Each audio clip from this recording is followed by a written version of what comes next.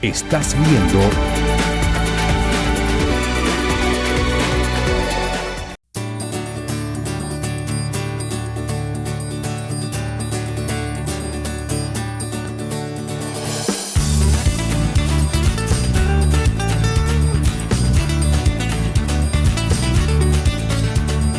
y seguimos con Peregrinos. Esta semana de la Biblia fue dedicada al libro de los Hechos de los Apóstoles. Vamos a escuchar lo que fue esta enseñanza de nuestro querido hermano, el padre Jean-Pierre Wissenbach. El libro de los Hechos para nosotros es la historia de la primitiva comunidad. Y en ese sentido es una inspiración de cómo puede y debe ser nuestra iglesia. Tiene gran actualidad. La Secretaría para la Biblia, la catequesis, la fe de la Conferencia Episcopal ha querido que el tema del mes de la Biblia este año 2019 sea precisamente la misión en los Hechos de los Apóstoles. Por otro lado, se ha comenzado el sínodo sobre la Amazonia, que es una reflexión sobre cómo debe ser la Iglesia actualmente en la Amazonia, y ahí se está buscando cómo debe ser la comunidad cristiana. Y por eso el libro de los Hechos de los Apóstoles tiene una grandísima actualidad. Nosotros vemos limitaciones en nuestra iglesia y cuando buscamos la inspiración de cómo pudiera ser, acudimos a los Hechos de los Apóstoles. A veces la gente me dice, usted que es profesor de Biblia, yo nunca he leído la Biblia, ¿qué me recomienda usted? Yo digo, bueno, primero lea usted el Evangelio de Marcos, que es el más corto que hay sobre Jesús. Les puedo decir también que es el más antiguo, es como el más próximo a los Hechos. Y en segundo lugar, léase usted los Hechos de los Apóstoles. ¿Para qué? Para conocer cómo fueron los orígenes de la Iglesia. Entonces, para la gente es una inspiración bien interesante. No me hago muchas ilusiones porque la gente son unos sinvergüenzas que no leen nada. Pero ya estoy yo pensando para el año que viene, para proponerle a José Guaidó cómo podemos hacer para que la gente vaya leyendo algo. Porque para mí el católico cambia muchísimo. Si es una persona que jamás ha leído la Biblia, así lee algo. Tenemos la dificultad de que la gente en general no quiere leer, pero no es que no quiera leer la Biblia, no quiere leer nada. Entonces, bueno, dentro de esa campaña hay que ver cómo logramos hacer que la gente vaya leyendo la Biblia y en ese caso, concretamente, los Hechos de los Apóstoles. Porque durante mucho tiempo a la gente se le decía que no leyera la Biblia, porque para eso el sacerdote tiene 8 años de estudio, entonces él sí va a conocer eso bien y se lo va a interpretar. Entre los católicos dominó la idea de que la gente no leyera la Biblia, el sacerdote se lo iba a explicar muy bien y nadie se iba a confundir. En cambio, entre los protestantes dominó la idea que todo el mundo lea la Biblia y si alguien se confunde, pues se le corrige. Entonces, entre los católicos la situación empieza a cambiar desde el año 1943, cuando en plena Segunda Guerra Mundial el Papa Pío XII saca una encíclica Divino Afflante Spiritu, que es inspirando el Espíritu Santo, donde dice, bueno, vamos a hacer traducciones directas de los textos originales, o sea, de la Biblia en hebreo en el Antiguo Testamento, en arameo, de la Biblia en griego en el Nuevo Testamento, para que la gente vaya leyendo la Biblia. Y luego también da alguna explicación interesante, porque hablar de Biblia es hablar de la verdad.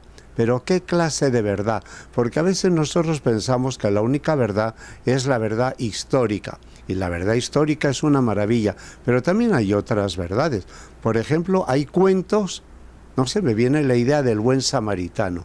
¿Quién puede demostrar la historicidad del buen samaritano? Nadie, ni decir que eso pasó, ni decir que no pasó. Me cuentan que hay un refrán por ahí que dice que el que va de Jerusalén a Jericó va vestido y vuelve desnudo. Supongo que ahora con los israelíes la situación no será tan espantosa, pero indica la tradición que había de los desastres. Ahora, la parábola del buen samaritano no es una verdad que pasó, sino es una verdad para que pase.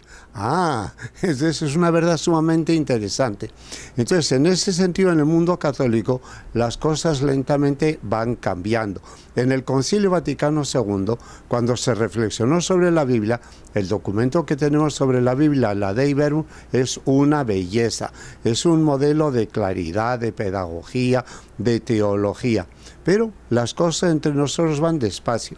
Por ejemplo, en Venezuela tiene mucho mérito la renovación carismática católica, que ha animado a la gente a leer la Biblia. Entonces usted me ha recordado que en el barrio de La Vega, donde yo vivía, cuando la gente iba con la Biblia bajo el brazo, se pensaba que eran evangélicos, y no, ellos tenían que explicar que eran de la renovación carismática católica. El libro de los Hechos de los Apóstoles comienza con la promesa del Espíritu Santo, en el capítulo 1, no se muevan de Jerusalén hasta que reciban la venida del Espíritu Santo. En el capítulo 2 tenemos el episodio de Pentecostés, de todos conocido. Pero claro, ahí cuando se dice que todos recibieron el Espíritu Santo, algunos piensan que solo sobre los apóstoles. Pues por si había dudas, en el capítulo 4, ahí dice que después de que a Juan y Pedro los ponen en libertad, toda la comunidad hizo una oración y descendió sobre ellos el Espíritu Santo, sobre toda la comunidad. O sea, no solo los apóstoles, sino todos los cristianos que estaban ahí, que eran miles. Pero luego en el capítulo 10, ahí cuando se nos cuenta la apertura de Pedro a los gentiles, digo la apertura cuando Dios le descubre a él que él no es Dios solo de los judíos, sino que es de todos, y él ve que termina de predicar y viene el Espíritu Santo sobre los paganos, los gentiles, dice, ¿cómo podemos negar el bautismo a los que han recibido el Espíritu Santo? Yo le llamo a eso el tercer Pentecostés. Ay, y se me olvida, ese sería el cuarto, porque el tercero es en el capítulo 8, cuando Felipe está en Samaria y les anuncia el Evangelio, se bautiza en nombre de Jesús. Él llama a Juan y a Pedro que vayan a Samaria, les imponen las manos y viene el Espíritu Santo.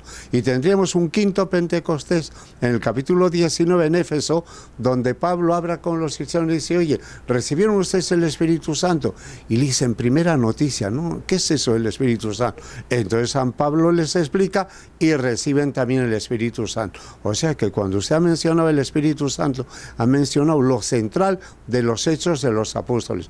Hay quien les llama a los Hechos de los Apóstoles el Evangelio del Espíritu Santo. Cuando habla de los Hechos de los Apóstoles es porque de verdad habla de los apóstoles, habla de Pedro, habla de Pablo, habla de Juan. Usted dice, no lo llama los hechos de todos los apóstoles, ¿verdad? O sea que en ese sentido, pues sí, a nosotros nos gustaría saber qué es de la vida de los otros, pero bueno, ahí nos han contado algunos que fueron decisivos. Lo primero que hay que aclarar es que la Biblia tiene forma de libro, pero no es un libro, es una biblioteca, o sea, son 73 libros. Entonces, cuando usted va a una biblioteca, usted lo primero que hace no es agarrar el primer libro de arriba a la izquierda y empezar a leer, y luego el segundo, y luego el tercero. ¿Qué hace usted? Usted va donde la bibliotecaria y le dice, oye, ¿qué libro me recomiendas tú? Y entonces la bibliotecaria le recomienda, léase este libro que es el mejor. Bueno, yo soy el bibliotecario, usted me pregunta a mí y yo le digo, agarre el Evangelio de Marcos. ¿Y por qué el Evangelio de Marcos? Bueno, porque es el que nos acerca más a Jesús, que es lo más importante en nuestras vidas. Jesús crucificado y resucitado.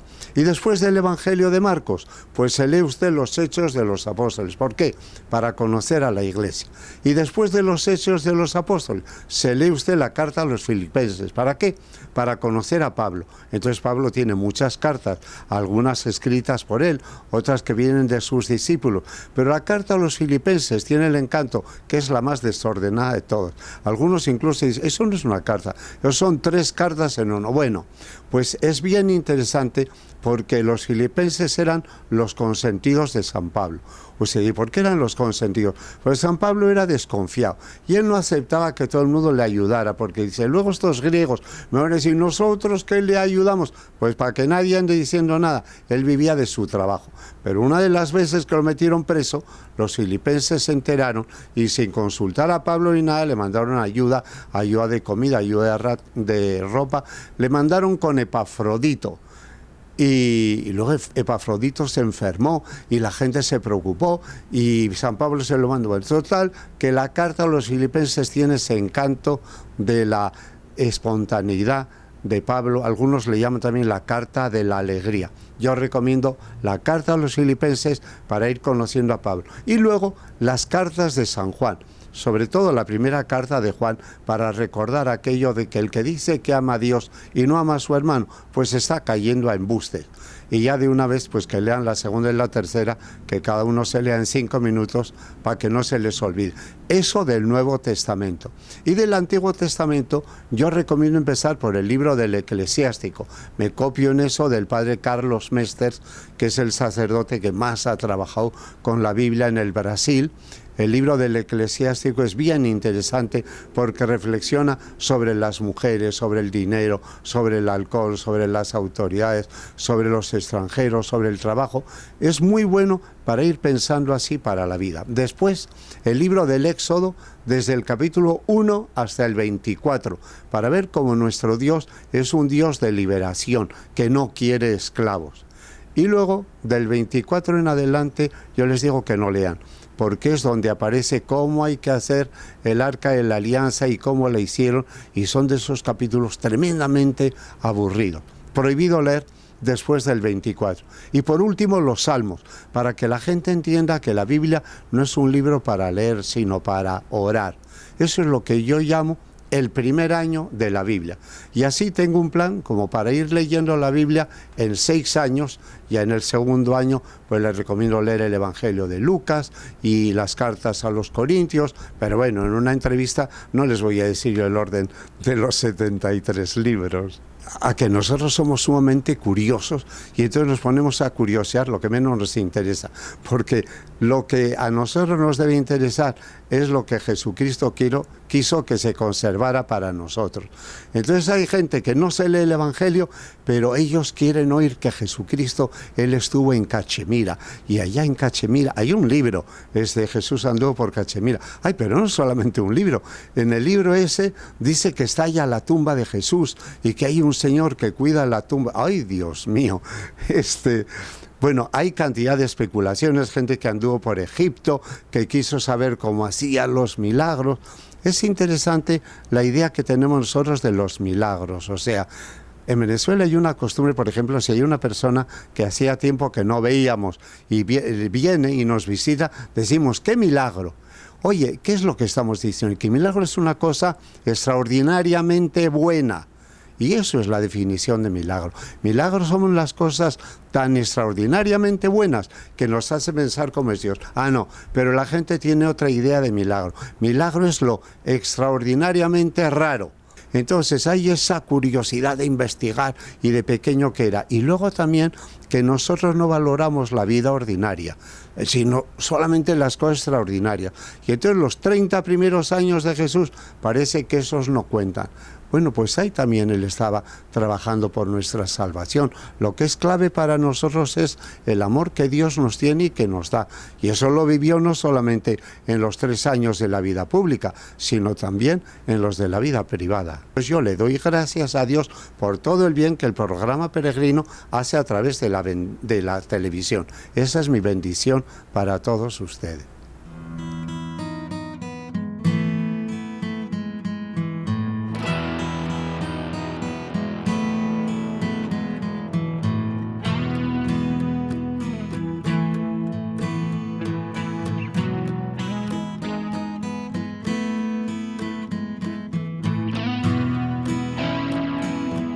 Vamos a unos breves cortes comerciales y regresamos con Peregrinos. No se vayan.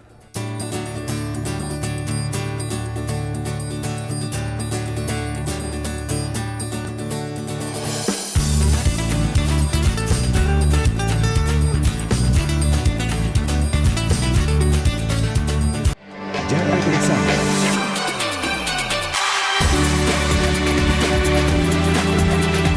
Casa Belmar tiene para ti los mejores muebles y electrodomésticos en marcas originales. Visítanos y vive la experiencia de encontrar todo en un solo lugar. Cocinas, neveras, lavadoras, televisores, licuadoras y los más llamativos electrodomésticos y muebles para tu hogar. Casa Belmar.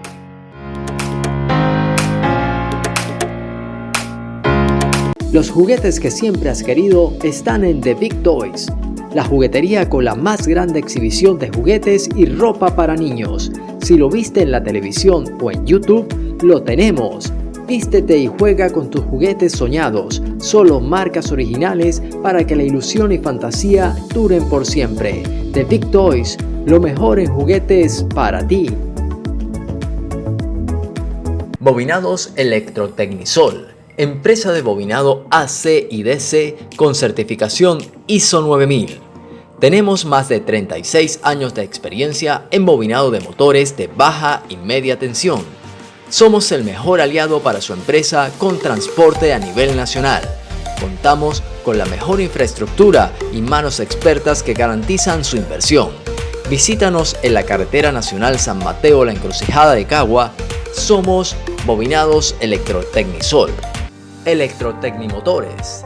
Tenemos para su empresa el servicio de venta, asesoría e instalación de la más grande variedad de motores, bombas de agua, centrífugas o sumergibles, generadores o plantas eléctricas y toda la línea de sistemas de automatización y control que pueda requerir.